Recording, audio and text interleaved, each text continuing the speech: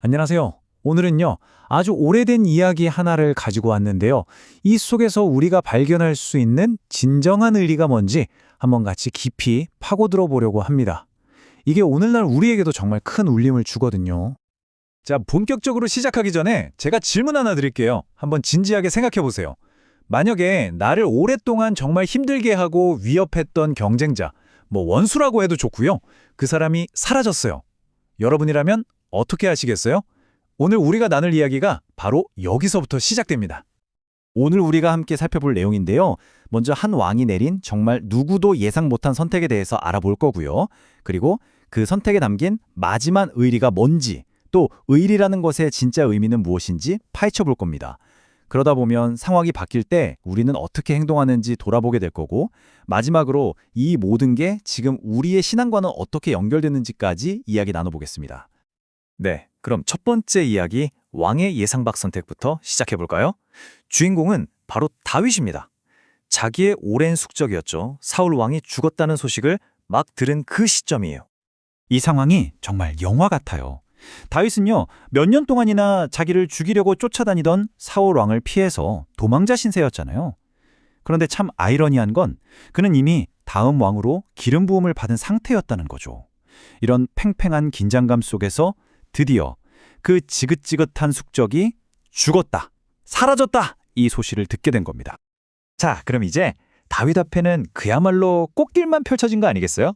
제일 큰 걸림돌이 없어졌으니까 과거의 아픈 기억 같은 건 싹 잊고 이제 내 시대다 선포하면서 왕위를 단단히 굳히는 것.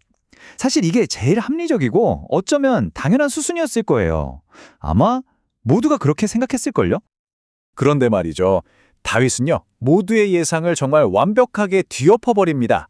자, 두 번째 파트에서는 바로 그 놀라운 선택, 사울을 향한 마지막 의리에 대해 자세히 들여다보겠습니다. 다윗에게 어떤 소식이 하나 전해지는데요. 길르앗 야베스라는 곳의 사람들이 전쟁터에서 비참하게 죽은 사울 왕의 시신을 글쎄 아주 정중하게 수습해서 장세를 지내주었다는 거예요.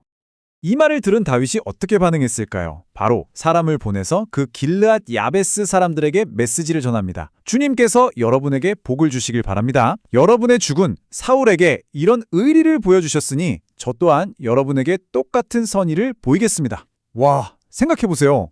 자기를 죽이려 했던 원수잖아요. 근데 그 원수에게 마지막 예를 다해준 사람들을 오히려 축복하고 있는 거예요. 심지어 상까지 주겠다고 약속하죠. 이게 그냥 하는 말이 아니었어요. 아니 대체 왜 그랬을까요? 다윗이 보여준 이 행동, 이 의리라는 게 도대체 뭘까요? 자, 세 번째 파트에서는 바로 이 의리의 진짜 의미에 대해서 한번 제대로 파헤쳐 보겠습니다. 우리가 흔히 생각하는 의리랑은 조금 결이 달라요. 개인적으로 친하고 안 친하고 좋고 싫고 이런 감정의 문제가 아니라는 거죠. 여기 정의를 보면 개인적인 감정이 아니라 더 높은 질서에 대한 존중에서 비롯된 관계 속 의무와 신의라고 되어 있죠. 그러니까 내 감정을 넘어서는 어떤 원칙, 더 큰 질서를 존중하는 태도인 거예요. 다윗한테는 그 더 높은 질서가 바로 하나님이 세우신 왕이라는 그 자리, 그 권위였던 거고요. 결국 다윗의 행동은요, 어떤 정치적인 계산이 깔린 게 아니었다는 뜻입니다. 사울이라는 개인에 대한 미운 감정은 일단 접어두고 하나님이 세우신 왕이라는 그 시스템 자체를 존중하고 거기에 대한 의리를 끝까지 지킨 거죠. 이게 바로 다윗이 보여준 의리의 핵심입니다. 자, 그럼 이 이야기가 우리한테는 어떤 의미가 있을까요? 여기서 아주 중요한 질문이 나옵니다. 바로 상황이 변할 때 그때 우리의 진짜 모습이 드러나거든요. 네 번째 파트에서는 바로 이 부분을 한번 짚어보겠습니다.